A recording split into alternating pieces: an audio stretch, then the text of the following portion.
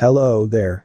In this video, I am gonna show you how to change the time and date settings in Windows 11. Setting time zone. Method 1. The first step you should take is to set the time and date. Is to change the geographical zone you are in, because it subsequently affects a lot of things within the system. 1. Go to Settings. From the Start menu, choose the Settings shortcut. 2. Go to Time and Language. From the Settings side menu, choose Time and Language. 3. Choose Date and Time. 4. Edit Time Zone. Select the capital of your country with the arrow to the right of time zone. I will choose Cairo.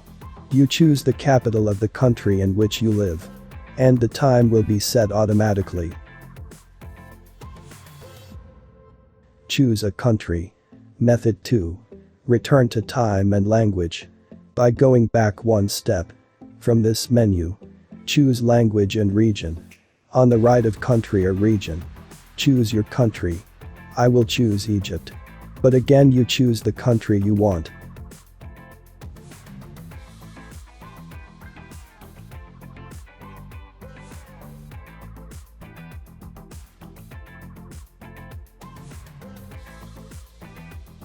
Modify the date and clock format. Method 3. The worst thing when your system language is English, American, is that the date is displayed in the strange American way.